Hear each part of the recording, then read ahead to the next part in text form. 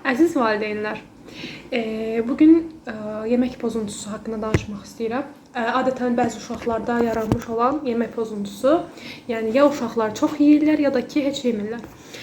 Nəzərimizə çatdırmaq istəyirəm ki, uşaqlar uşaq dövründə, yəni ən azı 9 ayına qədər normal qidalanırlar və çox yeyirlər. Və biz onlara çox qida verməyə məcburiyyətində oluruq. Amma bəzi valideynlər elə bilir ki, bu müddət davamda eləyəcək. Yəni uşaq böyüdükcə onun yemək miqdarı da böyür, yəni daha çox yeməlidir.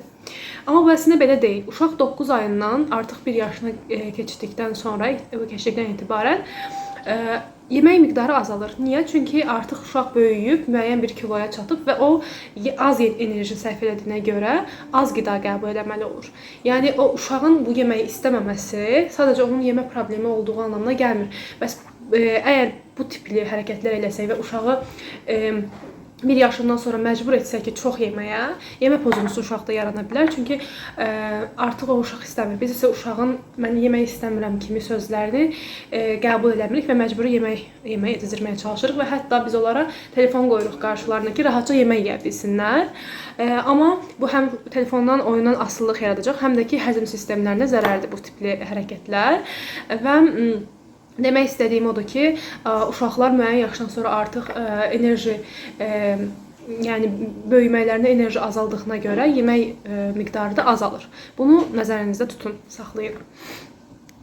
Eyni zamanda ailədə olan problemlər və bunun paralelində süfrə arxasında, yemək süfrəsi arxasında valideynlərin bir-biri ilə savaşması olsun, mübahisəsi olsun, uşaqları yeməkdən soyuda bilər. Bu da səbəblərdən biridir. Nəzərinizə çatdırmaq istəyirəm ki, uşaqlar yeməyi istəməyə bilərlər, yeməyi seçə bilərlər. Yəni bu əslində normal bir hal deyil.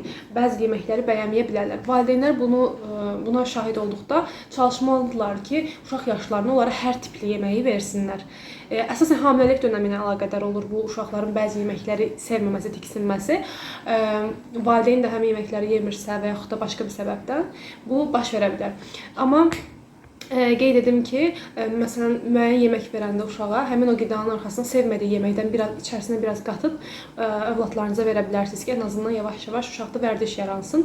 Çünki bizim müxtəlif yeməkləri yeməyimiz, müxtəlif dadlardan, təamlardan dadmağımız əslində uşağın öz beyninin inkişafı üçün çox faydalıdır. Çünki yəni yeni bir dad, yeni bir şey ilə qarşılaşır və yeni bir şey öyrənmiş olur. Bu da onun beyindəki sinapslara falan xeyir eləyir.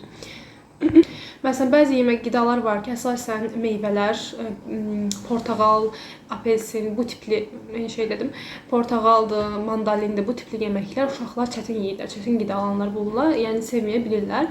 Ona görə çalışın, yayındırmayın ki, mən övladım bu yeməyi sevmir, qoy mən ona bu meyvələrdən verməyim. Siz bunu verməyə davam edin, çünki həm faydalıdır, həm də ki, uşaq sadəcə bunu bilmir deyə yeməyə bilər. Yəni bunun dadına fərqində deyil, alışmayıb deyə yemir. Amma bəlkə qidalansa, bundan istifadə edilsə, daha çox yesə, alışqanlıq yaranacaq. Və yaxud da ki, uşaqlar meyvələrlə bağlı oyuncaqlar alsaz, məlumat versəz və yaxud hansı bir qida ilə bağlı video izləsə və yaxud videoya çox tərəfdarı deyiləm, amma əyani vasitələrdən istifadə edərək uşaqları qidalarla bağlı məlumatlandıraraq, həvəsləndirərək və yaxud da ki, yemək bişirərkən müəyyən yaşdan sonra uşaqları yeməyə təşviq edirsə ki, gəl birlikdə bir şeylər eləyək və belə bu vasitələrlə uşağı yeməyə cəlb etmək olar.